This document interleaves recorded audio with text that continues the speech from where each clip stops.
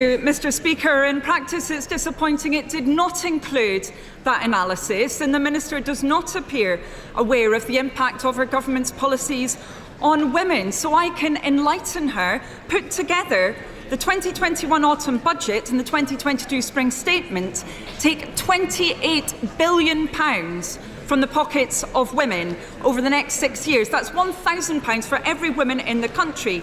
So why is our government still refusing to impose a windfall tax to reduce bills for everyone and up to £600 for the households who need it, many of them run by women? Yes.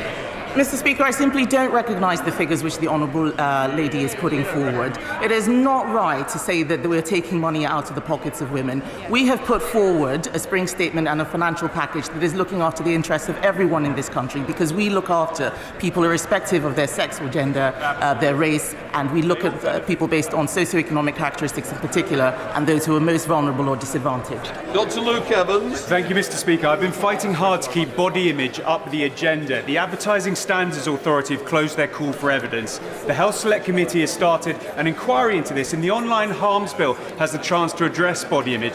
That being said, what action has my right honourable friend taken following the Women and Equality Select Committee report, changing the perfect picture and inquiry into body image?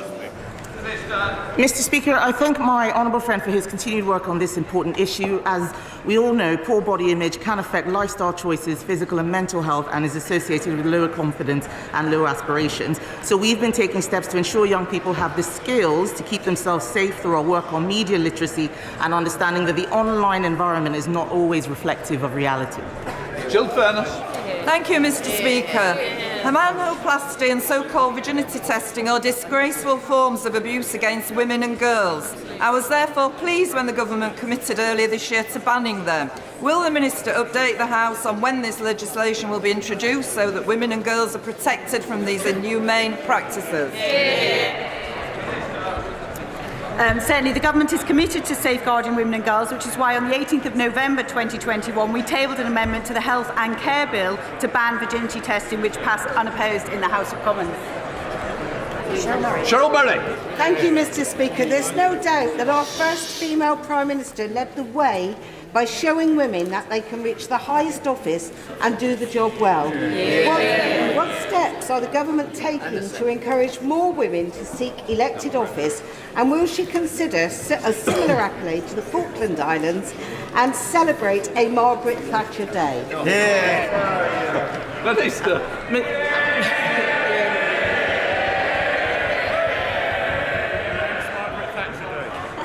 Mr. Speaker, I personally would be very supportive of a Margaret Thatcher Day, but I think that is probably more a question for the Prime Minister than for myself. But my honourable friend will know that all parties actually do quite a lot to support women into elected office, and I think that that's something that we can agree across the House is a very important thing to continue.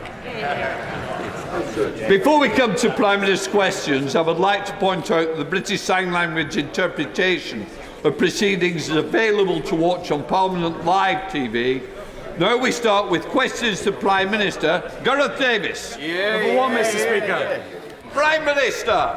Mr. Speaker, the whole House will have read the statement today from my honourable friend, the member for Bridgend. And I know that the House stands with you and will give you the support that you need to live freely as yourself. Mr. Speaker, I'd like to thank Donna Ockenden and her whole team for the compassionate approach she's taken throughout this distressing review of maternity care at Shrewsbury and Telford Hospitals NHS Trust. Every woman giving birth has the right to a safe birth, and my heart therefore goes out to the families for the distress and suffering that they've endured. My right honourable friend, the Secretary of State for Health, will be making an oral statement this afternoon setting out the government's response. Mr. Speaker, this morning I had meetings with ministerial colleagues and others. In addition to my duties in this House, I shall have further such meetings later today. Thank you, Mr. Speaker. While our focus is rightly on Ukraine, the Prime Minister will be aware of the great concern many people have across the Baltic states. So can he outline the role the Joint Expeditionary Force can play in countering Russian aggression and improving defensive posture for our allies in the Baltics. Prime Minister. I thank him very much, and the Joint Expeditionary Force, or the JEF, is an increasingly important grouping of the Nordic countries, the Baltic countries, the Dutch and ourselves, who are committed to working together in an active way to counter Russian aggression and to support our Ukrainian friends. And we had a very successful meeting a couple of weeks ago, and we'll have further such meetings in the course of the next few weeks. We now come to the Leader of the Opposition, Keir Starmer. Thank you, Mr. Speaker. Can I start by joining the Prime Minister in his remarks in relation to the honourable member for Bridgend? Does the Prime Minister still think that he and the Chancellor are tax-cutting Conservatives? Yes, Mr. Speaker, I certainly do, because I certainly do, because this is the government that has just introduced not only the biggest cut in fuel duty ever, but the biggest cut in tax for working people in the last 10 years, Mr. Speaker. 70% of the population paying national insurance contribution will have a substantial tax cut as a result of what the Chancellor did. And if you take together, they don't like it, Mr. Speaker. It's true. They always put up taxes. That's why. We cut taxes. They love it. They love putting up taxes. But if you take together what we're doing with income tax and national insurance, it's the biggest tax cut proposed by my right honourable friend, the Chancellor, for 25 years. Keir Starmer. Cut the nonsense and treat the British people with a bit of respect. Let me take him through this slowly. 15 tax rises, the highest tax burden for 70 years. For every £6 they're taking in tax rises, they're only handing £1 back. Prime Minister, is that cutting taxes or is that raising taxes? Prime Minister. Well, Mr. Speaker, I don't know where he's been for the last 2 years, but even by the standards yes, he has. Even by the standards of Captain Hindsight, Mr. Speaker, to obliterate the biggest pandemic for the last century from his memory, to obliterate the $408 billion that we've had to spend to look after people up and down the country is quite extraordinary. And this is a government that is getting on with reducing the tax burden wherever we can. What we are doing, Mr. Speaker, there's one measure I think he should be supporting, and that's the health and care levy, Mr. Speaker, to fund our NHS. That's the one they oppose, Mr. Speaker. Every other tax rise, they're all in favour of. Starmer. Mr. Speaker, I can only hope that his police questionnaire was a bit more convincing than that.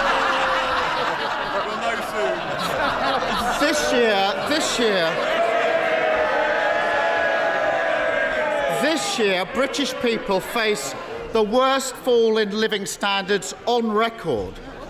While they're counting every penny, the Prime Minister is hitting them with higher taxes.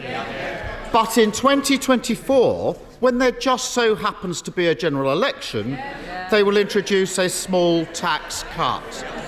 That's not taking difficult decisions. It's putting the Tory re-election campaign over and above helping people pay their bills. How did he find a Chancellor as utterly cynical as he is? Prime Minister. What we have, Mr. Speaker, is a Chancellor who took the tough decisions to look after the UK economy throughout the pandemic, who protected people up and down the land with £408 billion worth of support, Mr. Speaker. And by the way, if we listen to them, if we listen to Captain, this is the truth.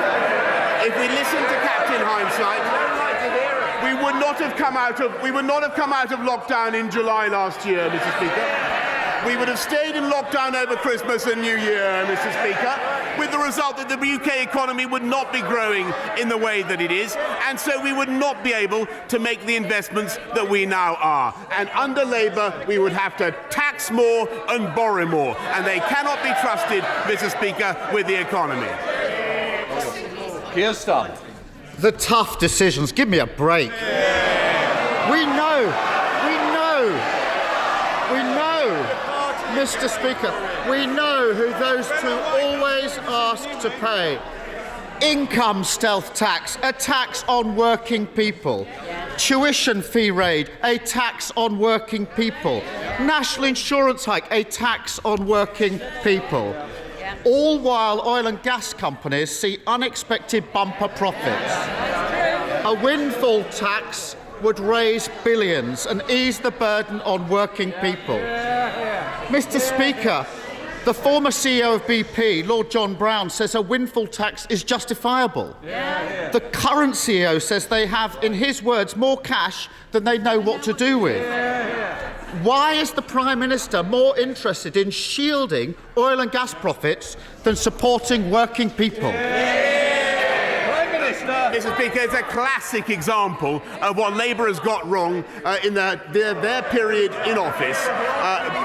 The oil and gas companies are now investing £20 billion, Mr. Speaker, in ensuring that we have long-term energy supplies. And I remember the 1997 Labour manifesto actually said that there was no economic case for more nuclear power. We are now having to make good the historic mistakes of the Labour Party by investing in our long-term energy supply. That is what we are doing. Everything that they are proposing would mean deterring investment, meaning higher prices for consumers and households up and down the land being worse off. Speaker, there we have it. They're the party of excess oil and gas profits. We're the party of working people.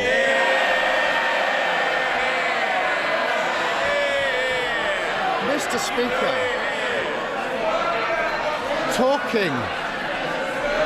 talking of parties, Prime Minister, he told the House no rules were broken in Downing Street during lockdown. The police have now concluded there was widespread criminality. The Ministerial Code says that ministers who knowingly mislead the House should resign. Why is he still here? Hang on a minute. He's just changed his position. Sorry, Mr. Speaker. I mean, we do at least expect some consistency from this human weather vane. It was only a week or so ago where he was saying that I shouldn't resign. He's got to make what is his position, Mr. Speaker? The investigators must get on with their job. But in the meantime, In the meantime, Mr. Speaker, we are going to get on with our job. And what we are focusing on is tackling the cost of living, helping people through the spike in fuel prices, the 9.1 billion that the Chancellor has set out. But also, Mr. Speaker, I've mentioned nuclear power, I've mentioned tackling our energy supplies, which Labour totally failed to deal with. What we're also doing, far more important perhaps even than that, Mr. Speaker, we're tackling illiteracy and innumeracy in our schools. And I think we're investing billions in tutoring, Mr. Speaker. That's what we're focusing on, and I think that's what the people of this country want us to focus on. Here's Starmer. Look, there are only two possible explanations. Either he's trashing the Ministerial Code, or he's claiming he was repeatedly lied to by his own advisers and that he didn't know what was going on in his own house and his own office. Come off it. He really does think that it's one rule for him and another rule for everyone else. That he can pass off criminality in his office and ask others to follow the law. That he can keep raising taxes and call himself a tax cutter. That he can hike tax during a cost of living crisis and get credit for giving a bit back just before an election. When is he going to stop taking the British public for fools? Mr. Speaker, this is the leader of the opposition who would have kept this country in lockdown and made it absolutely impossible. He has zero consistency on any issue, Mr. Speaker. But one thing we know about is he would like to take us back into the EU and take us back into lockdown if he possibly could. Thanks to what this government has done, we have unemployment back down to the levels it was before the pandemic. The economy bigger than it was. We have record vacancies, Mr. Speaker. The difference between them and us is they want to keep people, Mr. Speaker, they want to keep people on benefits. We want to help people into work. And that's what we're doing in record numbers. They want to raise taxes. We want to cut taxes. And that's what we're doing, Mr. Speaker. And we're tackling illiteracy. They didn't give a damn, Mr. Speaker. We're getting on with making this country the best place to invest. Last time I updated the House, Mr. Speaker, on the number of unicorns that we had of unicorns in this country. That's tech countries worth more than $1 billion, Mr. Speaker. I said we had 100.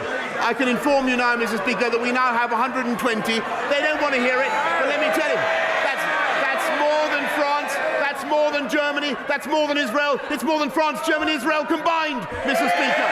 That's what's happening under this government. That's what's happening because of the tough decisions we've taken. We take the tough decisions, we deliver, they play politics, Mr. Speaker.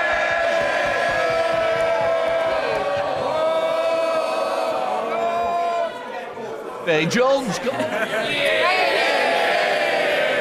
Thank you, Mr. Speaker. The UK government's work connecting rural areas like Brecon and Radnorshire to superfast broadband is going to become a lot harder tomorrow when the Welsh Government withdraws its matched funding for the scheme, forcing the cost for installation back onto homes and businesses in my constituency. Welsh Labour's decision means that my constituents will lose out as local authorities in England continue to fund the scheme. Does my right honourable friend agree with me that broadband is critical for the growth of the rural economy? And will he double his government's efforts to connect my constituents despite Welsh Labour letting us down? Yes, Mr. Speaker, and we're spending 69 million already to support rollout of superfast broadband in Wales, and I wish that the Welsh Government had not withdrawn its broadband scheme, but we will do our best, Mr. Speaker, to make up the difference as fast as possible. We now come to the SNP leader, Ian Blackford. Thank you, Mr. Speaker. And it's good to see the member for Bridgend in the chamber this afternoon. I commend him for his statement earlier today. Mr. Speaker, last night, millions of families will have been desperately trying to figure out how they will possibly afford the £700 energy price hike that will hit them this Friday. Mr. Speaker, at the very same time, Tory MPs were gathering across the street for a champagne bash in the Park Plaza. We all know that the Tories partied during lockdown and now they're...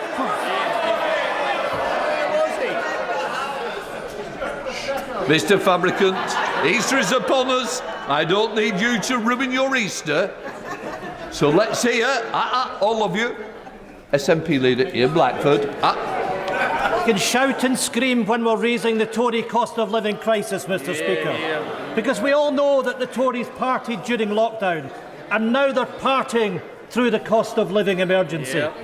Last week, the Chancellor got it badly wrong with the Spring Statement. And ever since, the Prime Minister has been busy briefing against him, saying that more needs to be done. For once, I agree with the Prime Minister. So, if the Prime Minister really believes that more needs to be done, can he tell us exactly what he will order his Chancellor to do to help the millions of families who are facing a £700 price hike this Friday? Prime Minister. Mr. Speaker, I thank him very much, and I think he's in error in what he says about events last night, but he is, like me, a living testament to the benefits of moderation in all things, Mr. Speaker. And I can assure him I can assure him that we are getting that this week, for instance, to get to his point, what's happening actually is that the living wage is going up again by record amounts, and thanks to what the Chancellor has done, we are putting £9.1 billion into helping people up and down the country. And what I might respectfully suggest is actually, I think the Scottish Nationalist government, with whom, as I say, we work increasingly well, I think the thing they could focus on for the long-term prosperity of Scotland is the educational system, where I'm sad to see Scotland's once glorious record falling behind. Ian Blackford. What a load of absolute baloney. Mr. Speaker, the Prime Minister is dangerously out of touch. Food banks are warning that people are having to choose their food based on whether they can afford the gas to boil it. Families are having to choose what rooms to heat or whether they can turn on the heating at all. Some in the Tory cabinet clearly believe that better weather means that they can happily sit on their hands and do nothing till next winter. They obviously don't get or don't care that in many parts of Scotland the weather will barely reach above freezing over the next week. The Chancellor thinks his £200 loan, which is forcing people into energy debt, is somehow a solution, but it clearly isn't. So before the Prime Minister and his Chancellor go off on their Easter holidays, will they at very least turn this loan into a grant and finally put some cash into people's pockets when they need it right now? Prime Minister. I thank him, but of course we are doing everything that we can. The 9.1 billion, the cold weather payments, and he's right to draw attention to the problem, Mr. Speaker. And we are making huge investments in supporting people right now, and another billion, by the way, through the Household Support Fund to help vulnerable families. But Mr. Speaker, when he talks about the cost of energy in Scotland, how absolutely preposterous that the Scottish Nationalist Party should still be opposed to the use of any of our native hydrocarbons in this country, with the result that we actually have to that the Europeans are importing oil and gas from Putin's Russia, Mr. Speaker. It's totally absurd. It's true. Just for the record, it's National Party. Let's go to Mark Fletcher. Thank you, Mr. Speaker. Following on from the publication of the school's white paper, one of my most important campaigns is to secure provision of quality post-16 education within the Bolsover constituency, where there is currently none. Young people in my constituency have to travel long distances at considerable cost to access their education. Will my right honourable friend meet with me to discuss how we can right this wrong for the young people of the Bolsover constituency and give them the education that they deserve? Prime Minister. Yes. I thank him very much, and he's a great champion for Bolsover and for his constituents. Free and subsidised travel is provided to Bolsover students travelling so far to two of the three excellent colleges that are going to be offering T-levels from 2023. But I will make sure that he gets a meeting with my right honourable friend, the Education Secretary, to discuss further what we can do. And David. During the Second World War, my grandmother, like countless other people across our country, opened her home to evacuees, including two German Jewish boys. Over 70 years later, the British people want to shelter desperate refugees again. 2 weeks ago, I was speaking to refugee families on the Ukrainian-Polish border at Medyka. Some desperately wanted to come to our country. One elderly couple told me, however, they'd been told that it's just too complicated. Now the government's own figures say the same. Paperwork is being put ahead of people. Mr. Speaker, when wealthy businessmen from over 50 countries can come to the UK visa-free, why does the Prime Minister insist that a traumatised Ukrainian mother and child must first fill out a visa form? Minister. Mr. Speaker, I think I'm thank him very much, and he's right about the generosity of his country, and he's right to draw attention to his own family's generosity in this matter. Everybody, I think, is pulling together. The number of people who have come forward to offer their homes is incredible. But I really don't think that he should deprecate what the UK is offering. We've already given 25,000 people have already got visas, Mr. Speaker. We are processing 1,000 a day, and there is no limit, there is no upper limit to the number that we can take. And this is a country that has already been the most generous in taking people from Afghanistan, the 15,000 under Operation Pitting, 104,000 applications from the Hong Kong Chinese. This is a country that is overwhelmingly generous to people coming in fear of their lives from, yes it is, Mr. Speaker, and so is this government. Johnny Mercer. Thank you very much, Mr. Speaker. I don't think anybody involved in partnering operations over the last 10 or 20 years can fail to be humbled by the extraordinary courage and commitment of the Ukrainian people in defending their country, aided and abetted by the lethal aid from this country, of which they're all appreciative of this government and this Prime Minister being first out the door to deliver that.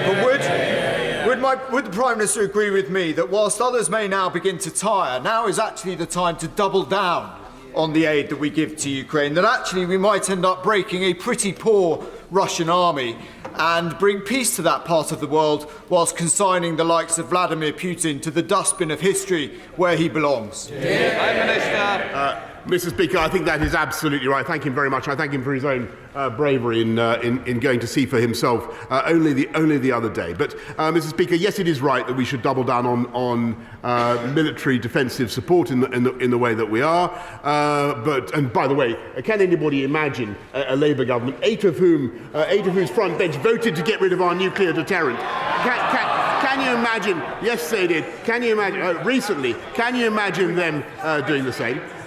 We will go on with that, Mr. Speaker. But what we will also do, and I hope we have the support of the opposition in this, is make sure that there is no backsliding on sanctions by any of our friends and partners around the world. In fact, we need now to ratchet up the economic pressure on Vladimir Putin, and it is certainly inconceivable that any sanctions could be taken off simply because there is a ceasefire, Mr. Speaker. That would be absolutely unthinkable, in my view.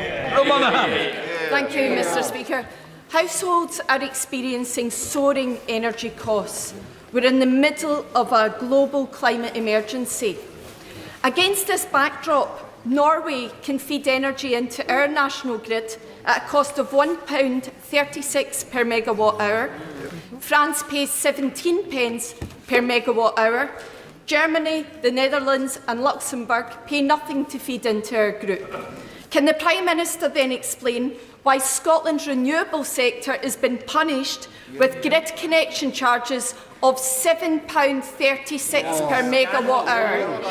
Prime Minister.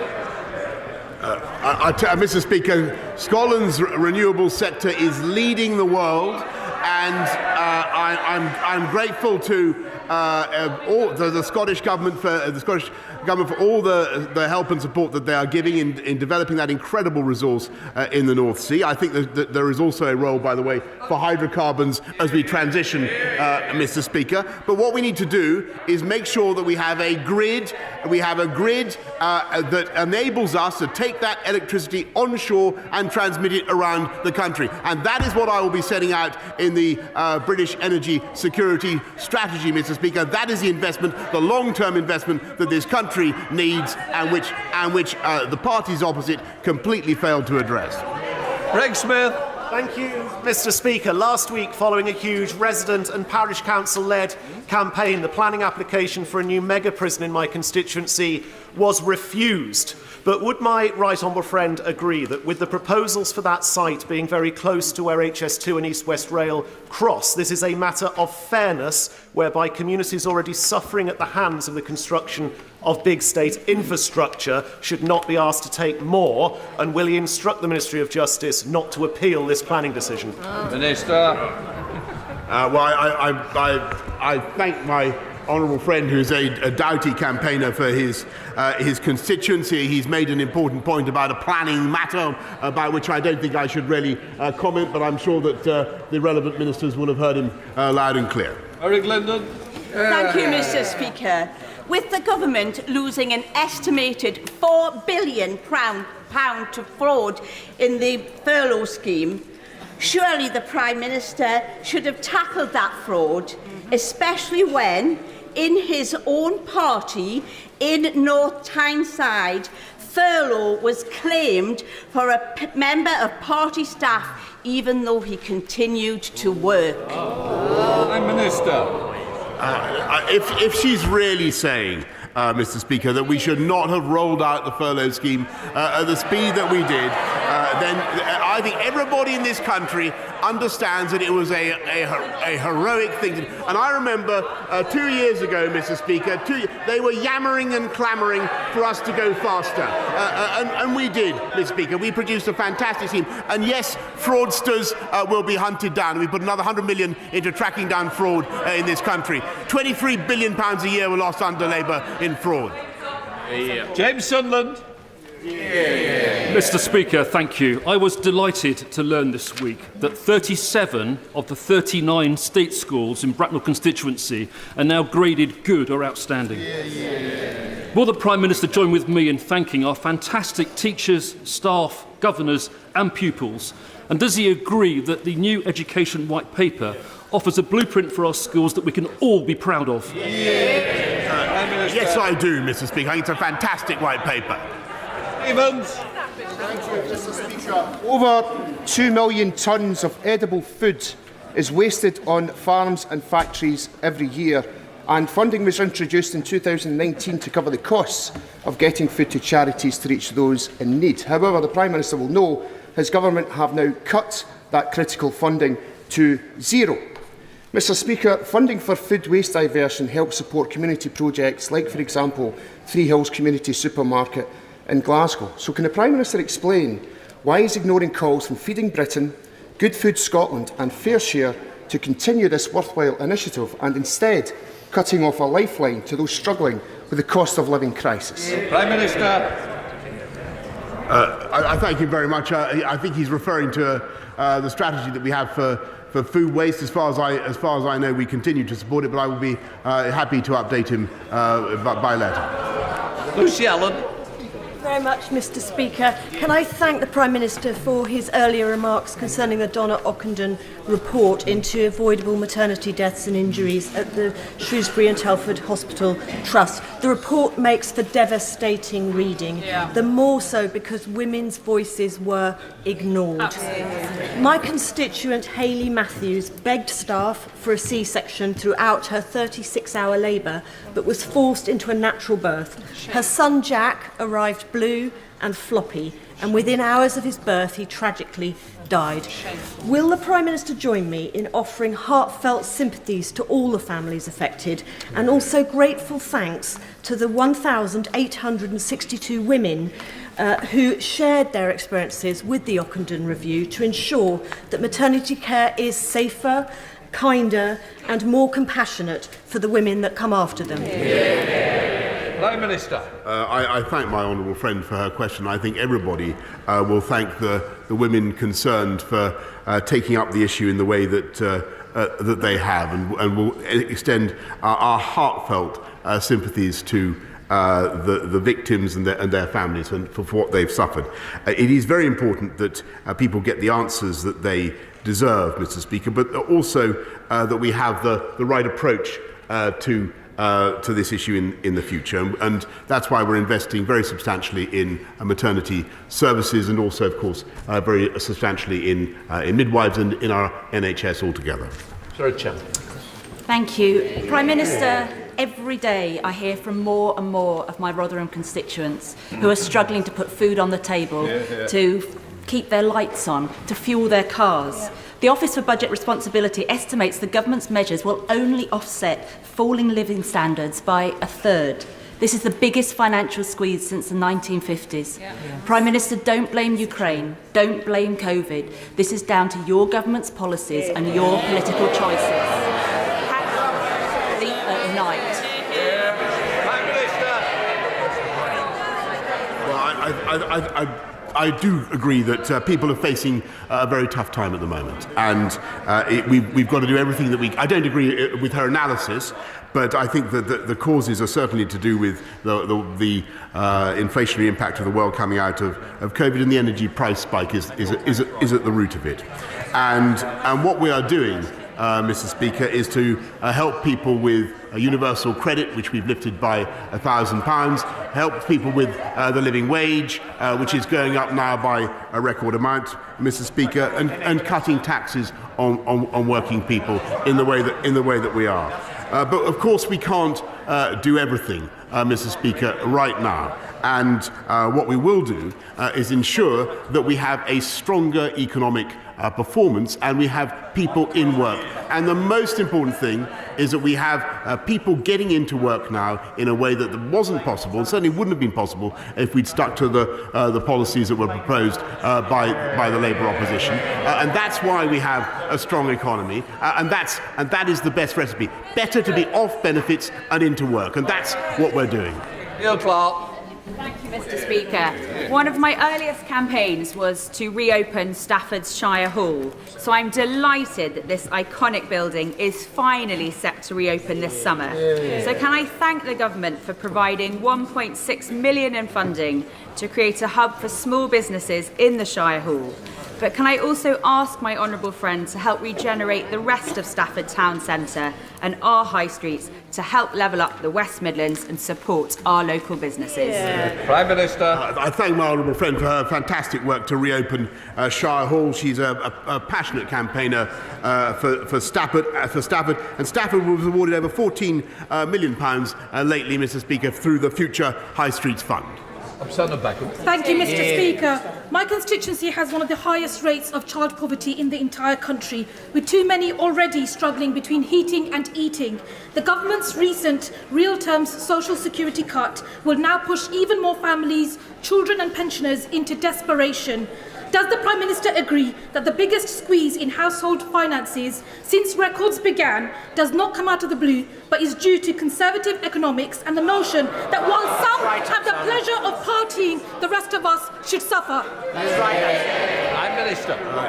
No, Mr. Speaker, we're absolutely dedicated to levelling up across our entire country and making sure that we reduce poverty, and that's why I'm proud that there are now 500,000 fewer kids actually in workless households, 200,000 fewer kids, 200,000 fewer in poverty, Mr. Speaker, and 1.3 million fewer in absolute poverty. And the way we've done that, the way we've done that, Mr. Speaker, is by helping people into work. And we're going to go further, investing in more work coaches, massively increasing our training budget so that people get the skills that they need. That's our approach, Mr. Speaker, helping people by getting them into work. Sir Robert Butland. Thank you, Mr. Speaker. Today's announcement by our serving United Kingdom judges of their withdrawal from the Hong Kong Court of Final Appeal is now the right decision, and I support it, as does my right honourable friend. Does he agree with me that on this sad day for the people of Hong Kong, and at a time when the international rule of law is under unprecedented challenge, it is for us here in Britain to stand up for what is right, to be resolute in the face of tyranny, and to make sure that the international rules-based order is defended at every opportunity? Prime Minister.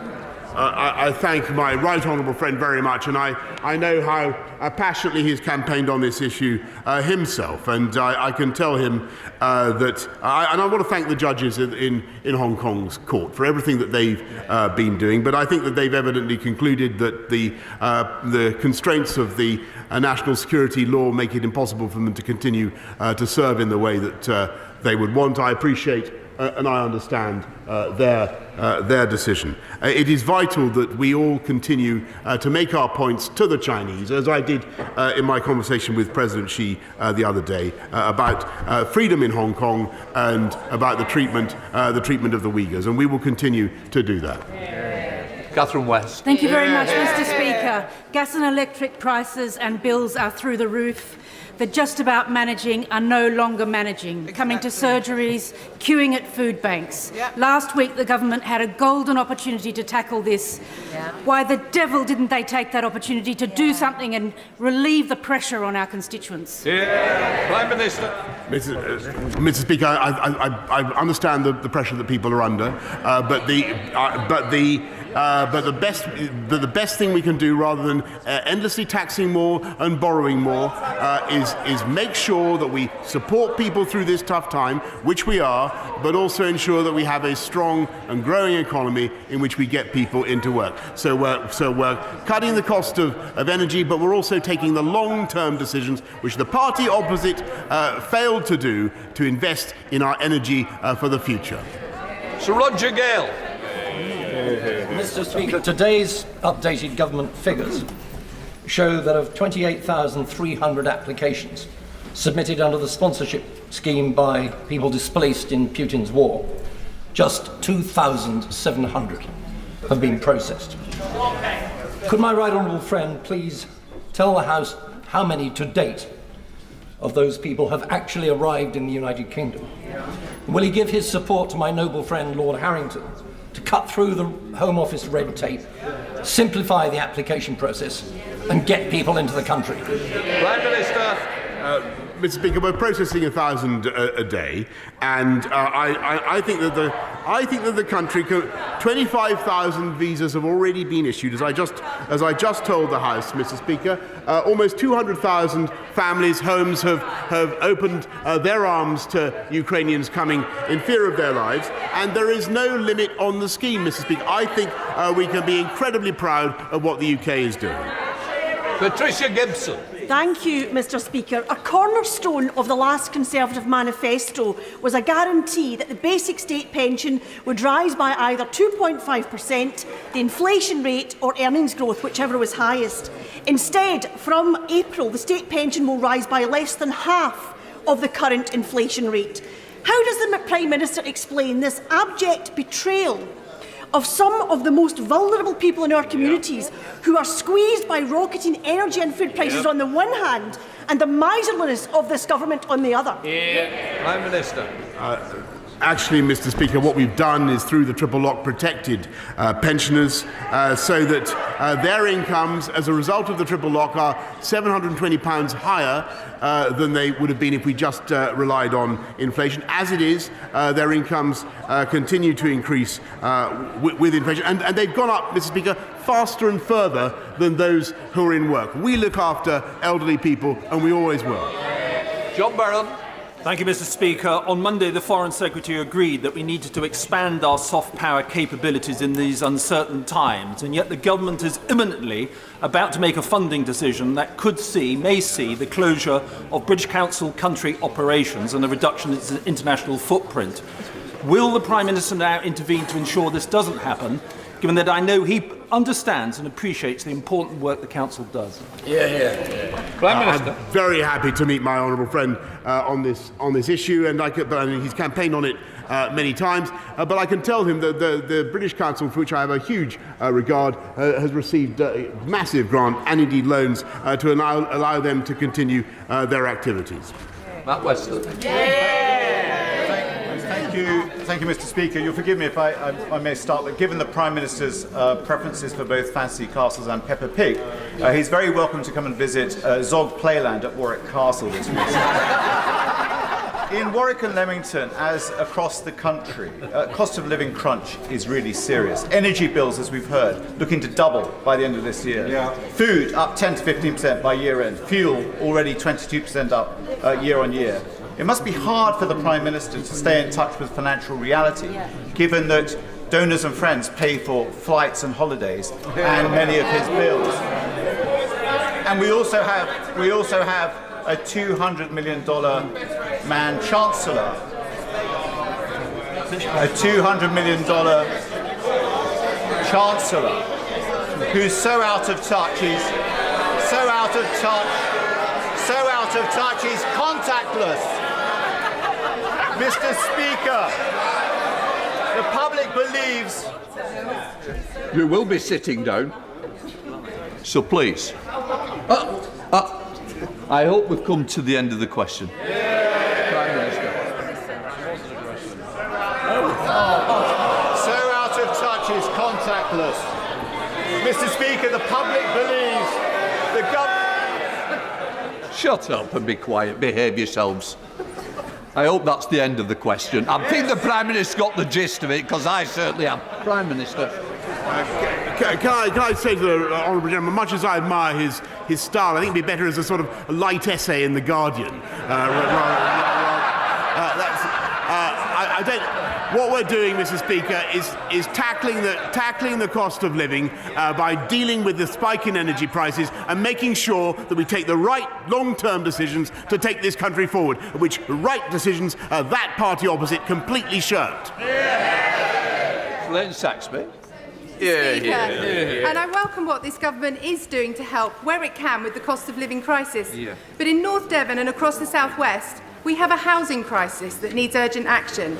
Will my right honourable friend meet with me to better understand the severity and complexity of our housing shortage and potential steps the government may take? Prime Minister. My honourable friend is absolutely right, and she's right about the need to provide local homes for local people. And we totally understand that, and I'm very, and that's why we're building a record number of homes, by the way, Mrs. Speaker, in spite of all the difficulties, that we've faced, and that's why we've introduced higher rates of stamp duty on second homes, Mr. Speaker, remove the second homes discount, and we're using 11.5 billion to build 180,000 affordable homes across the country. It is always the Conservatives who build affordable homes. It's true, and it's Labour who talk about it. Final question, Sir Olney. Thank you very much, Mr. Speaker. Last Friday, it emerged there'd been an oil spill in Beverley Brook, a river which flows through Richmond Park to the Thames. Black waste oil and iridescence can now be seen along 13 kilometres of the watercourse, posing a serious threat to the fish and local wildlife. The Environment Agency are investigating, but they are understaffed and underfunded, while also battling against water companies over sewage discharge. Will the government commit to strengthening the powers of the Office for Environmental Protection, as the Lib Dems tried to do through the Environment Bill, so that it is able to hold the government and other public authorities to account over environmental damage in the same way the European Commission was able to? Prime Minister. I know what's behind her question, Mr. Speaker. It's a desire to return to the jurisdiction of the European Union. What we want to do is make sure that we use our landmark Environment Bill to continue to improve the quality of our rivers, and that's what we're doing. We'll just let the chamber clear before we start the statement.